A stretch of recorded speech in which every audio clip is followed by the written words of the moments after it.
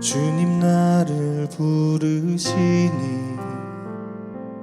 두려움 없이 배서나가리라.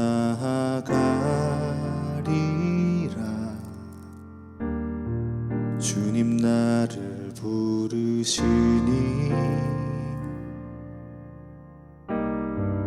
주님 내게 오라시니 주님 보고 계시기에 의심치 않고 바다를 걸어가리라.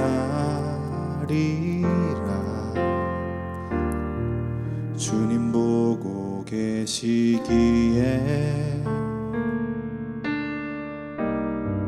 주님 여기 계시기에 주님 여기 계시기에 이 깊은 바다가 반석이 되고 주님 여기 계시기에 반석 위를 내가 걸어가리라. 주님 여기 계시기에 저 거친 파도가 반석이 되고 주님 여기 계시기에 반석 위를 내가 걷습니다.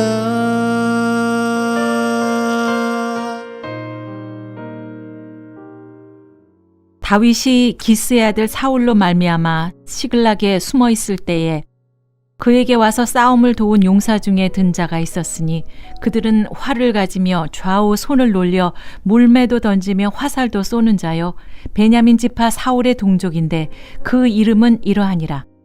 그 우두머리는 아히에셀이요 다음은 요아스이니 기브아 사람 스마아의 두 아들들이요 또 아스마웻의 아들 여시엘과 벨렛과 또 브라가와 아나돗 사람 예후와 기브온 사람 곧 30명 중에 용사요 30명의 우두머리가 된 이스마야이며 또 예레미야와 야하시엘과 요하난과 그데라 사람 요사밧과 엘루세와 여리못과 부아리아와 스마리아와 하룹 사람 스바데아와 고라 사람들 엘가나와 이시야와 아사렐과 요에셀과 아소부암이며 그돌 사람 여호람의 아들 요엘라와 스바디아더라.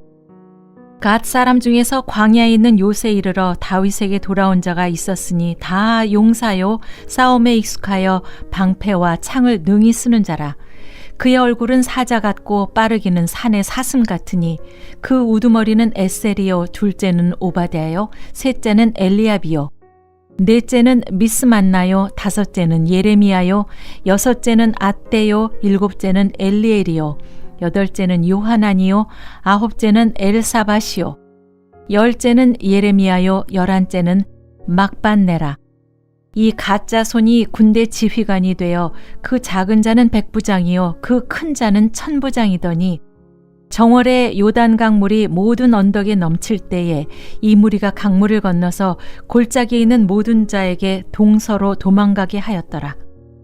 베냐민과 유다 자손 중에서 요새 이르러 다윗에게 나오매 다윗이 나가서 맞아 그들에게 말하여 이르되 만일 너희가 평화로이 내게 와서 나를 돕고자 하면 내 마음이 너희 마음과 하나가 되려니와 만일 너희가 나를 속여 내 대적에게 넘기고자 하면 내 손에 불의함이 없으니 우리 조상들의 하나님이 감찰하시고 책망하시기를 원하노라 하매 그때 성령이 30명의 우두머리 아마새를 감싸시니 이르되 다윗이여 우리가 당신에게 속하겠고 이새의 아들이여 우리가 당신과 함께 있으리니 원하건대 평안하소서. 당신도 평안하고 당신을 돕는 자에게도 평안이 있을지니 이는 당신의 하나님이 당신을 도우심이니이다 한지라. 다윗이 그들을 받아들여 군대 지휘관을 삼았더라. 다윗이 전에 블레셋 사람들과 함께 가서 사울을 치려할 때에 므낫세 지파에서 두어 사람이 다윗에게 돌아왔으나 다윗 등이 블레셋 사람들을 돕지 못하였음은 블레셋 사람들의 방백이 서로 의논하고 보내며 이르기를 그가 그의 왕 사울에게로 돌아가리니 우리 머리가 위태할까 하노라 함이라. 다윗이 시글락으로 갈 때에 므낫세 지파에서 그에게로 돌아온 자는 아드나와 요사밧과 여디아엘과 미가엘과 요사밧과 엘리후와 실르데인이 다 므낫세의 천부장이라. 이 무리가 다윗을 도와 도둑대를 쳤으니 그들은 다 큰 용사요 군대 지휘관이 됨이었더라. 그때 사람이 날마다 다윗에게로 돌아와서 돕고자 하매 큰 군대를 이루어 하나님의 군대와 같았더라. 싸움을 준비한 군대 지휘관들이 헤브론에 이르러 다윗에게로 나와서 여호와의 말씀대로 사울의 나라를 그에게 돌리고자 하였으니 그 수효가 이러하였더라. 유다 자손 중에서 방패와 창을 들고 싸움을 준비한 자가 6,800명이요 시므온 자손 중에서 싸움하는 큰 용사가 7,100명이요 레위 자손 중에서 4,600명이요 아론의 집 우두머리 여호야다와 그와 함께 있는 자가 3,700명이요 또 젊은 용사 사독과 그의 가문의 지휘관이 22명이요 베냐민 자손 곧 사울의 동족은 아직도 태반이나 사울의 집을 따르나 그 중에서 나온 자가 3,000명이요 에브라임 자손 중에서 가족으로서 유명한 큰 용사가 28,000명이요 므낫세 반지파 중에 이름이 기록된 자로서 와서 다윗을 세워 왕으로 삼으려 하는 자가 18,000명이요 이사갈 자손 중에서 시세를 알고 이스라엘이 마땅히 행할 것을 아는 우두머리가 200명이니 그들은 그 모든 형제를 통솔하는 자이며 스불론 중에서 모든 무기를 가지고 전열을 갖추고 두 마음을 품지 아니하고 능히 진영에 나아가서 싸움을 잘하는 자가 50,000명이요 납달리 중에서 지휘관 1,000명과 방패와 창을 가지고 따르는 자가 37,000명이요 다한 자손 중에서 싸움을 잘하는 자가 28,600명이요 아셀 중에서 능히 진영에 나가서 싸움을 잘하는 자가 40,000명이요 요단 저편 르우벤 자손과 갓 자손과 므낫세 반지파 중에서 모든 무기를 가지고 능히 싸우는 자가 120,000명이었더라.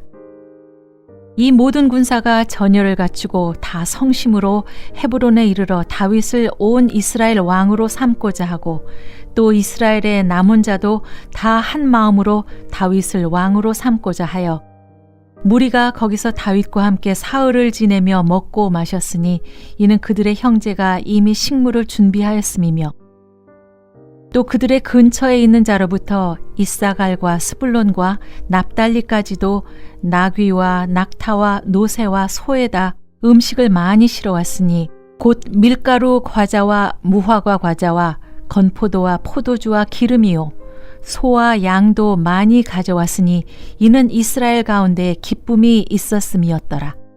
역대기의 중앙을 차지하는 그러니까 역대상하의 중앙을 차지하는 이제 역대상 10장부터 해서 역대하 9장까지는 다윗과 솔로몬의 통치를 다루고 있습니다. 자, 9장까지 이제 족보가 나왔는데 창세기부터 시작해서 출애굽과 또 가나안 정복, 또 사사시대 여기는 또 생략을 하고 사울의 왕권이 패하고 다윗이 왕이 되는 이야기부터 이제 시작이 되고 있습니다. 자, 왜 이 역대기에는 다윗의 이야기가 중심이 되어 있을까요? 당시 이스라엘은 나라를 빼앗기고 이 페르시아의 지배 아래서 살아가고 있었는데 그런 상황에서 하나님이 그들의 왕이 되신다라는 것이 무슨 의미가 있겠나라고 하는 이 질문이 생겼을 겁니다. 그래서 역대기는 이 다윗의 이 왕권을 통해서 이스라엘의 왕권이 무슨 의미가 있고 또 하나님께서 그들의 왕이 되어 주신다라는 것이 무슨 의미가 있는지 그 권위가 무슨 의미가 있는지를 좀 보여주고자 했던 것이죠.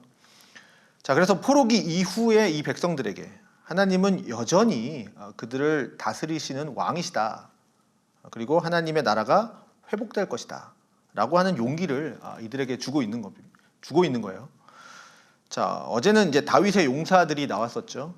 오늘 이 12장에서도 다윗을 도운 자들이 이제 계속해서 나오고 있습니다. 자, 우선 12장에 등장하는 다윗을 돕는 사람들을 우리가 좀 둘로 나눌 수가 있는데요. 첫째는 사울을 피해서 도망 다니고 있을 때 그때 와서 다윗을 도운 사람들의 이야기입니다. 1장에 보시면 1절이요. 다윗이 기스의 아들 사울로 말미암아 시글락에 숨어 있을 때 그에게 와서 싸움을 도운 용사 중에 든 자가 있었으니라고 합니다. 그러니까 다윗이 시글락에 숨어 있을 때, 이 시글락에 숨어 있을 때 이때가 언제냐면 다윗이 이 사울을 피해 다니다가 결국 어디까지 가냐면 이 적국인 블레셋까지 갑니다. 그때 다윗과 그를 따르던 이 600명의 사람들이 이 블레셋으로 가게 되는데 사울을 피해서 거기서 이제 이 블레셋의 왕 아기스가 다윗의 무리가 이 시글락이라고 하는 곳에서 살 수 있도록 땅을 이제 다윗에게 줍니다. 그리고 한 1년 4개월 정도 이제 그 땅에서 머물게 돼요. 그러니까 시글락은 어디냐면 블레셋 땅입니다. 그때 이제 다윗의 싸움을 도와준 사람들이 있었다라는 거예요. 그 1절에. 그들이 바로 베냐민 지파의 사람들이었습니다. 1절에 그게 이제 그 사람들이 나오고요. 그들의 특징은 뭐냐면 이 베냐민 사람들의 특징은 활을 가지고 좌우로 손을 놀려서 물매도 던지고 화살도 쏜다. 그러니까 특징이 오른손 왼손 다 쓰면서 이렇게 물매를 돌린다라는 거죠. 자, 그리고 여기서 중요한 건 이들이 베냐민 지파라는 겁니다. 이게 왜 중요하냐? 당시 왕이었던 사울이 베냐민 지파 출신입니다. 그러니 자신들의 친족이 되는 사울 왕이 있음에도 지금 이들은 다윗을 돕기 위해 지금 블레셋 땅까지 온 겁니다.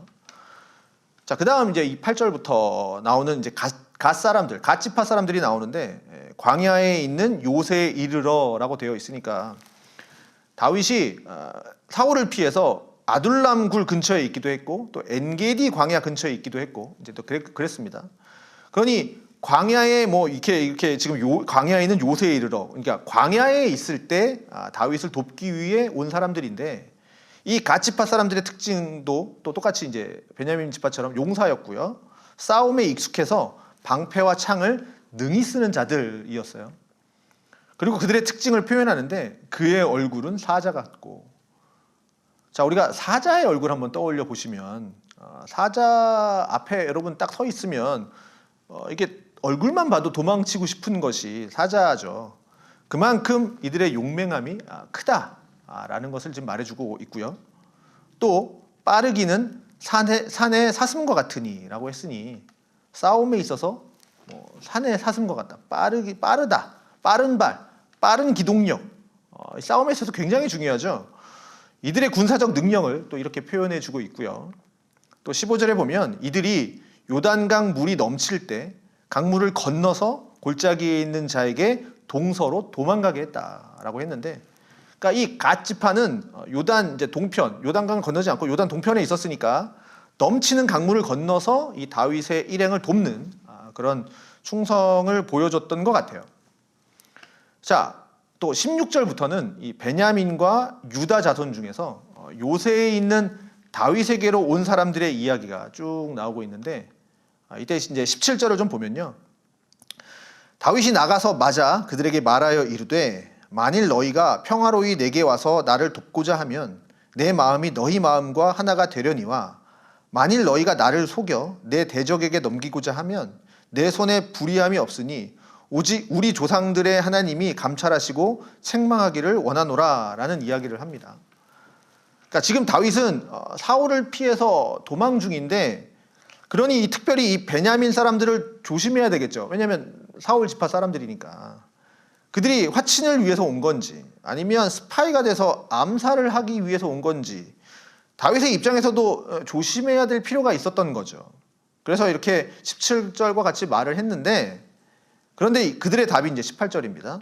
그때의 성령이, 자, 성령이 여기 지금 예상치 못하게 또 성령님이 나오시죠. 성령이 30명의 우두머리 아미새를 감싸시니 이르되 다윗이여 우리가 당신에게 속하겠고 이새의 아들이여 우리가 당신과 함께 있으리니 원하건대 평안하소서. 당신도 평안하고 당신을 돕는 자에게도 평안이 있을지니 이는 당신의 하나님이 당신을 도우심이니이다 한지라. 다윗이 그들을 받아들여 군대의 지휘관을 삼았더라. 자, 성령으로 충만한 이 아미새라고 하는 사람이 당신의 하나님이 당신을 돕습니다 라고 말을 해줌으로써 다윗에게 위로를 주고 있고요. 또 하나님이 나와 함께 하시는구나 라는 것을 이렇게 알게 해줌으로써 하나님의 도우심에 대한 확신을 다윗에게 심어 주었습니다. 자, 19절부터는 므낫세 지파에서 온 사람들이 나오는데 이때의 상황은 어떤 상황이었냐라고 하면 블레셋이 사울과 이제 전쟁을 시작합니다. 그때 블레셋 시글락에 아까 있었죠. 시글락에 있었는데 시글락에 거주하고 있었던 이 다윗도 이 블레셋과의 전쟁에 이제 참전을 하려고 해요. 그런데 이게 이스라엘 편에서 블레셋과 싸우는 것이 아니라 지금 시글락에 있잖아요. 블레셋 지역에 있잖아요. 그러니까 블레셋 편이 돼서 이스라엘과 싸우려고 나가려고 하는 겁니다. 자, 블레셋 왕은 사실 다윗을 신뢰했어요. 그래서 자기 머리를 지키는 자, 뭐 근위 대장 같은 거죠. 그래서 머리를 지키는 자로 다윗을 삼았는데 그런데 이 블레셋의 다른 지휘관들은 다윗을 좀 믿지 못했습니다. 그래서 이 다윗이 언제 사울 편이 돼서 자신의 등에 칼을 꽂을지 모른다라고 생각을 했던 거예요. 그래서 다윗은 이 전쟁에서 빠지게 됩니다. 참 다행이죠. 그런데 이제 나가려고 했는데 못 나가고 근데 다시 시글락으로 돌아오니까 이 아말렉이라는 사람들이 이 시글락을 급습해서 이 다윗의 이 여자들과 그러니까 다윗 주민이죠. 그 지역 주민들 그과 아이들을 다 사로잡아 가버린 거예요. 그때 다윗은 하나님의 도우심으로 이 아말렉을 쳐서 빼앗겼던 이 가족과 재물을 다시 찾게 됩니다. 자, 이러한 상황에 이 므낫세 지파가 합류를 해서 다윗을 도와서 이제 도둑대를 이제 쳤다라고 하는 이야기가 이제 나오는 거예요. 오늘 본문에. 그리고 이제 다윗의 군대를 이제 22절에 이렇게 말을 하고 있습니다. 그때 사람이 날마다 다윗에게 돌아와서 돕고자 하매 큰 군대를 이루어 하나님의 군대와 같았더라. 자, 날마다 사람들이 다윗을 돕기 위해서 이제 돌아왔다라는 거죠. 자, 그 다음에는 23절부터는 다윗이 이제 헤브론에서 이스라엘 왕으로 이제 즉위할 때 그때 다윗을 도운 자들이 이제 소개가 되고 있습니다. 자, 이제 그러면서 이제 12장이 이렇게 마무리가 되고 있습니다. 자, 여기서의 특징은 이스라엘의 모든 지파가 다윗을 돕기 위해 나왔다라는 거예요. 그래서 24절에 보면 유다 자손 중에서라고 하면서 그러니까 유다 지파부터 시작을 해서 남쪽에 있는 유다, 시므온 그리고 이제 27절에 보면 아론의 집 우두머리 여호야다. 그 다음에 28절에 또 젊은 용사 사독 이런 식으로 이제 레위 지파 사람들이 쭉 나오고요. 그 다음에 베냐민 지파가 또 나오죠. 29절에. 그 다음에 30절부터는 북쪽에 있는 이제 에브라임, 므낫세, 이사갈, 스불론, 납달리, 단, 아셀까지 이렇게 36절까지 이제 지파들이 쭉 나오고요. 그 다음에 이제 37절에는 더 멀리 떨어져 있는 이제 요단강 동편, 요단강 건너지 않고 동편의 기업을 얻었던 루벤, 갓, 그다음 므낫세의 또 므낫세 반 지파까지 이렇게 이스라엘의 모든 지파들이 다윗을 돕기 위해서 이제 나온 겁니다. 그러니 다윗이 이스라엘의 왕이 된 것이 다윗이 속한 뭐 유다 지파만의 왕이 아니라 사울이 속했던 이 베냐민 지파부터 해서 이스라엘의 모든 지파들이 이렇게 다윗을 전적으로 돕고 다윗을 지지하면서 다윗이 온 이스라엘의 왕이 되는 겁니다. 자, 그리고 이것이 이제 23절에서 언급되고 있는 것과 같이 여호와의 말씀대로 사울의 나라를 그에게 돌리고자 하였던 일이 된 겁니다. 자, 이렇게 다윗을 돕는 사람들의 이름이 오늘 12장 40절까지 쭉 나왔는데요. 자, 오늘 여기서 또 두 가지를 한번 또 생각해 보도록 하겠습니다. 우선 첫째는 하나님의 도움을 생각해 볼 수가 있어요. 자, 12장의 핵심적인 주제는 바로 도움입니다. 그러니까 히브리 말로 이제 아자르라고 하는 말, 돕다라는 말인데 이 단어가 12장에 7번 나오고 있습니다. 그리고 이 베냐민 지파 용사 우두머리 아히에셀이라고 하는 사람도 이 아히에셀 그 이름의 뜻 자체가 나의 형제는 도움이다라는 뜻이에요. 아히에셀, 그러니까 에제르죠. 돕다라는 뜻입니다. 그런 이 도움이라고 하는 이름을 뜻을 가지고 있는 이 사람들이 아히에셀을 비롯해서 이제 이 여러 사람들이 돕다라는 뜻을 가진 사람들이 다 나왔어요. 자, 이것을 통해서 하나님께서 다윗을 돌보고 계시는구나. 그것을 확실히 우리에게 지금 보여주고 있는 겁니다. 자, 다윗이 어떤 상황이었습니까, 이때? 지금 왕이 되어서 모든 권력을 갖고 있는 상황이 아닙니다.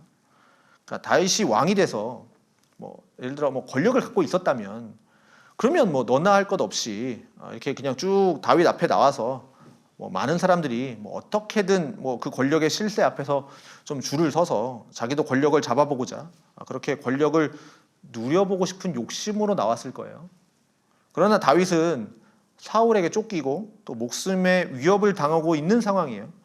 그런 상황에 광야로 굴로 심지어 적국 블레셋까지 도망다니고 있는 그 상황에서 베냐민 지파의 용사들을 비롯해서 많은 사람들이 다윗을 돕기 위해서 다윗에게로 갔는데 그건 뭡니까? 다윗에게로 갔다라는 건 그들 자신도 사울을 배반하는 것과 다름없으니 자신들도 나라의 지명 수배자가 돼서 자기들도 쫓기는 신세가 되는 거고 또 언제 죽을지 모르는 신세가 된다라는 건데 그럼에도 다윗을 도우러 이들이 왔다라는 거예요. 자, 그리고 그건 하나님의 다 도우심인데 그것이 바로 아미새의 입술을 통해서 확정이 되었다라는 거죠. 아까 읽어봤죠? 당신도 평안하고 당신을 돕는 자에게도 평안이 있을지니 이는 당신의 하나님이 당신을 도우심입니다. 이렇게 성령에 충만한 아미새가 바로 이렇게 말한 겁니다. 자, 그래서 다윗은 자신을 돕기 위해 나온 이 수많은 사람들을 보면서 이건 하나님이 이건 사람들이 그저 나를 돕기 위해서 나오는 게 아니구나. 하나님이 나를 돕고 계시는구나 하는 것을 확신할 수가 있었습니다. 그래서 이렇게 사울을 피해서 도망 다녔던 아주 긴 시간이었지만 아주 큰 고난과 어려움 가운데 있었지만 이 사건을 통해서 다윗은 무엇을 깨닫게 되냐면 하나님이 나를 도우시는구나. 이것을 깨달았어요. 그래서 다윗은 여러 시편에서 다윗이 지은 여러 시편에서 뭐라고 이야기합니까? 주는 나의 도우심입니다. 이 고백을 그냥 말로만 한 것이 아니라 지금 이렇게 자신을 도우러 나오는 수많은 사람들을 통해서 하나님이 나를 돕는구나 하는 것을 깨닫고 하나님을 찬송할 수가 있었던 겁니다. 자, 포로기 이후에 이렇게 성전을 재건하고 또 하나님을 예배하는 공동체로 회복해야 할 사람들에게도 필요했던 것이 바로 이거죠. 하나님이 나를 돕는구나. 하나님이 나를 도우시는구나. 자, 그리고 지금 이 시대를 살아가고 있는 우리에게도 가장 필요한 것이 하나님이 나를 돕고 계시는구나. 이걸 확신하는 겁니다. 자, 다윗이 걸어왔던 인생 결코 쉽지 않았습니다. 심지어 기름 부으심을 받았고 또 왕으로 하나님의 부르심을 받았지만 이 왕이 되는 과정이 결코 녹록지가 않았습니다. 그렇게 목숨의 위협과 또 말로 닿을 수 없는 고난이 이어지는 그 순간에도 하나님은 언제나 다윗을 지켜주셨고요. 또 그 모든 대적과의 싸움에서 승리할 수 있도록 하나님이 다윗을 도와주셨습니다. 하나님이 이렇게 나를 돕는다. 우리를 돕는다. 나를 돕고 계시는 그 하나님을 신뢰하시기를 바랍니다. 자, 마지막 하나는 그래도 하나님이 다윗을 어떻게 도우셨는가를 좀 보면 사람을 통해서 도우셨다라는 거죠. 자, 하나님의 나라를 세워가는 것은 결코 혼자서 할 수 없습니다.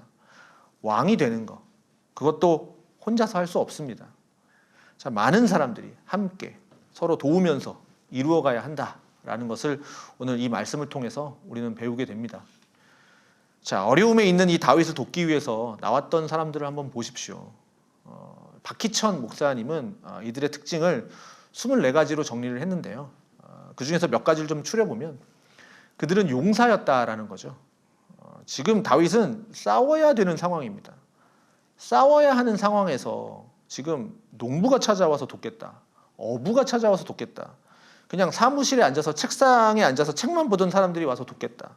그런 사람들이 와서 도운 게 아니죠. 다윗을 도우러 온 사람들은 모두가 다 용사였습니다. 지금 당장 싸움에 나가도 싸울 수 있는, 싸움에 능한 용사들, 훈련되어 있는 용사들. 근데 또 무기가 없으면 더 싸울 수가 없어요. 근데 또 무기를 가지고 있어요. 무기만 또 가지고 있으면 뭐합니까? 무기를 능숙하게 다룰 수 있는 사람이 있어야 돼요. 아까 베냐민 사람들 봤죠? 오른손 왼손 다 양손을 쓸 줄 알면서 물매 던지고 칼을 쓰고 이렇게 그런 사람들. 자, 창을 능히 쓸 수 있는 사람들. 자, 이런 용사들이 다윗을 도우러 온 겁니다. 그리고 또 이들 중에서는 그저 그냥 뭐 육체적 힘만 강하고 또 싸움만 잘하는 사람만 있는 게 아니라 성령으로 충만하여서 다윗을 돕는 사람도 있었습니다. 그래서 이들은 성령으로 충만하기 때문에 하나님의 뜻을 이루어갈 수 있었던 사람들이에요. 자, 그리고 친족을 넘어서 하나님의 뜻을 이루는 사람들입니다. 자, 베냐민 지파 같은 사람들, 이들은 뭐 친족을 넘어서 사울이라는 친족이 있지만 친족을 넘어서 초월해서 다윗을 도왔습니다. 자, 이건 사울을 거스르는 목숨을 거는 행위이기도 했지만 그러나 이들에게는 이 가족 관계보다 더 중요했던 거, 하나님의 진리를 이루어가는, 하나님의 뜻을 이루어가는 것이었습니다. 그리고 또 하나는 시세를 아는 사람들이었다라는 거죠. 자, 32절에 보면 이사갈 자손 중에서 시세를 알고 이스라엘이 마땅히 행할 것을 아는 우두머리가 200명이니 그들은 그 모든 형제를 통솔하는 자이며. 자, 이렇게 시세를 알고 나왔다라는 것은 처세의 눈이 밝은 것이죠. 지금 어떻게 흘러가고 있는 것을 다 보고 있는 거예요. 자, 그래서 전도서 8장 5절에 보면 지혜자의 마음은 때와 판단을 분별하나니, 또 이런 지혜가 있는 사람들이었던 겁니다. 그래서 지혜가 있기 때문에 시기와 판단을 이렇게 분별해서 내가 이때 어떻게 행해야 하는지를 아는 사람들, 그들이 지금 다윗을 도우러 온 사람들이에요. 자, 나발이라고 하는 사람은요, 다윗을 알아보지 못했거든요. 그래서 죽임을 당해요. 근데 이 나발이라고 하는 이름 자체가 어리석다, 어리석은 자라는 뜻을 가진 이름이었거든요. 그러니까 지금 하나님의 뜻이 어디를 향하고 있고 또 지금 이 역사가 어떻게 흘러가는지를 분별하지 못해서 나발 같은 사람은 죽었지만, 여기 지금 다윗을 돕기 위해서 나온 사람들은 지금 시세가 어떻게 흘러가고 있는지를 잘 알고 있었던 사람들입니다. 자, 그리고 또 하나는 물질로 돕는 자들이 있었어요. 마지막 39절 40절에 보면 무리가 거기서 다윗과 함께 사흘을 지내며 먹고 마셨으니 이는 그들의 형제가 이미 식물을 준비하였음이며. 그러니까 먹을 것을 이미 준비했다라는 거죠.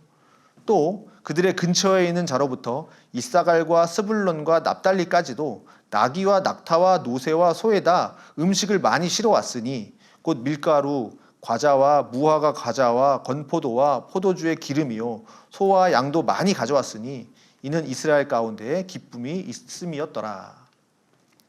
자, 싸움을 위해서 준비된 사람만 온 게 아니라 이렇게 또 물질적으로 섬기고 돕는 사람들도 많이 있었다라는 겁니다. 자, 이렇게 하나님은 적절한 사람들, 정말 그때 필요한 사람들을 이렇게 만나게 하심으로써 이렇게 도우시는 거예요. 다윗을 하나님이 도우셨고 또 우리를 도우십니다. 자, 우리를 도우시는 이유가 뭡니까? 분명한 이유. 다윗은 왕으로 부름을 받았다면 우리는 예수 그리스도의 제자로 부름받은 사람들입니다. 자, 그래서 예수의 제자로 부름받아서 이 땅에 예수의 향기를 드러내며 하나님의 영광을 나타내면서 살아가야 할 사명이 우리에게 있기 때문에 하나님은 우리를 도우신다라는 거예요. 자, 아무 이유가 없다면 하나님이 우리를 도우신다는 걸 뭘로 믿을 수 있겠습니까? 그런데 우리에게 주신 사명이 있기 때문에 하나님은 우리를 다윗을 돕듯이 그렇게 도우신다라는 거예요.